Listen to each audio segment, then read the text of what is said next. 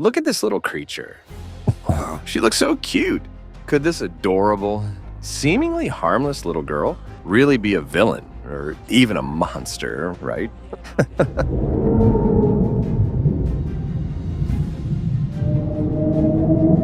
Well, okay, I won't comment any further. Hello, dreamers. Inside Out is back, and so am I. Has the villain theory ever gone out of style? I don't think so. That's why The Boys is trending, right?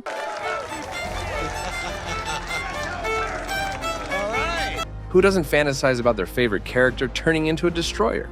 Today, when watching the trailer for Inside Out, I noticed this girl, yes, her, Envy. I know what you're thinking. What the heck, Theory Hub? Why would a kid like that turn into a villain? The trailer didn't even hint at anything like that. Hayes, I know, but hold on, just sit back and listen, and you might find yourself saying, wow, this guy makes some good points. Welcome to the Theory Hub, where we tell you stuff that definitely won't happen. And I'm Lander, and today's topic will be, is Envy really the villain of Inside Out 2? Let's dive right in.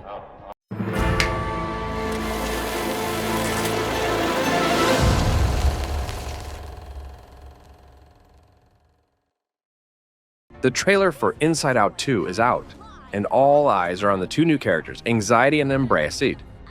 Oh, we're doing a fit? No. Oh, nope, going high. Oh. It seems pretty clear that Anxiety is being set up as a villain, her authoritarian nature blatantly obvious, as she commands Embraced to capture the original emotions and lock them away.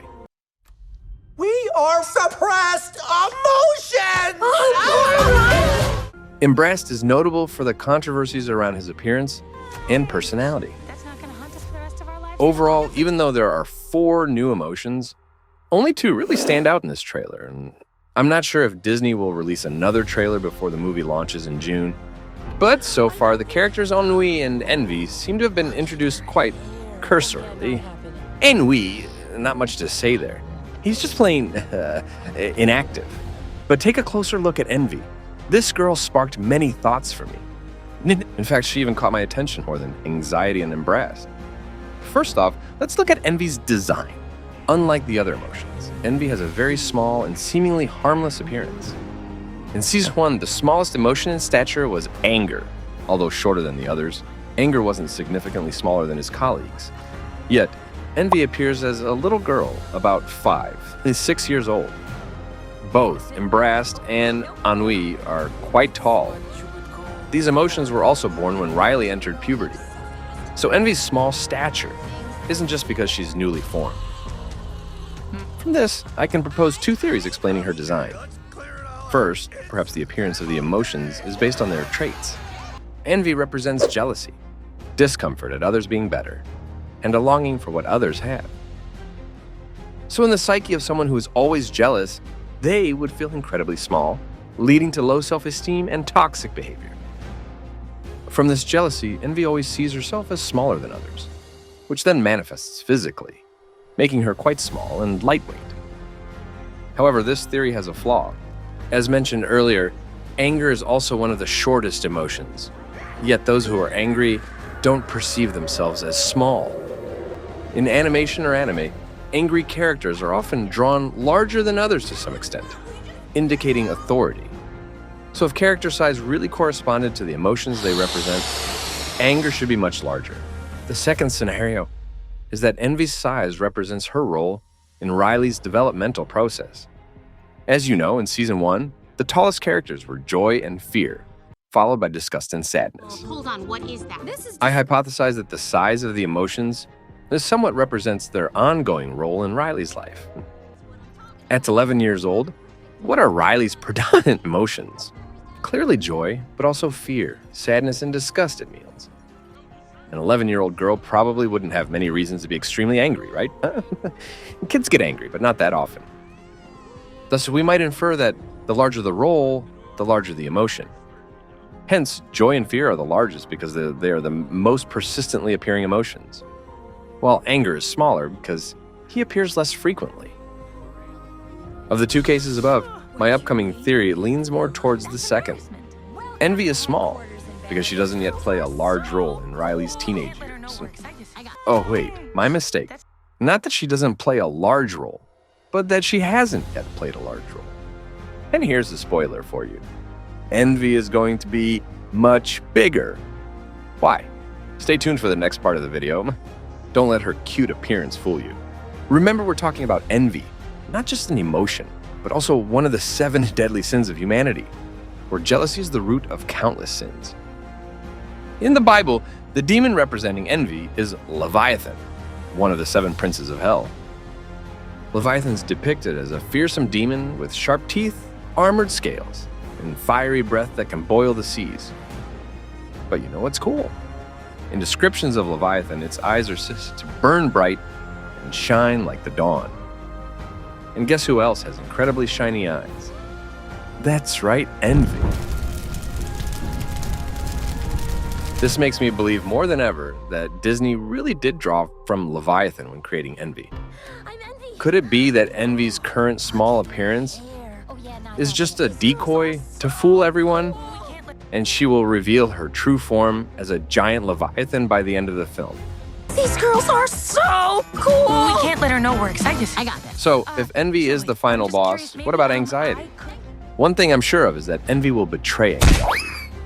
Anxiety might be a good leader with her future plans, but as you saw in the trailer, she is overly authoritarian.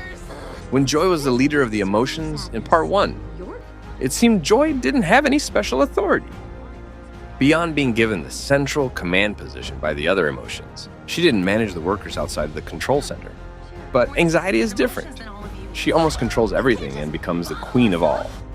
And you know what happens next? Jealousy will arise among the new emotions. Possibly Ennui and Embrace will feel the tyranny of their old leader and join Joy and the old emotions to fight against Anxiety. And Envy? I think Envy has her own plans. Her jealousy will never allow someone else to have more power than her.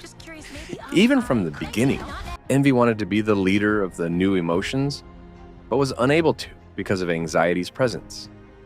But because Envy is too small, she couldn't overthrow Anxiety, who still commands the largest emotion, Embracist. And from there, Envy has a plan to quietly stand behind pretending to be Anxiety's teammate and wait for her chance. And when is that chance?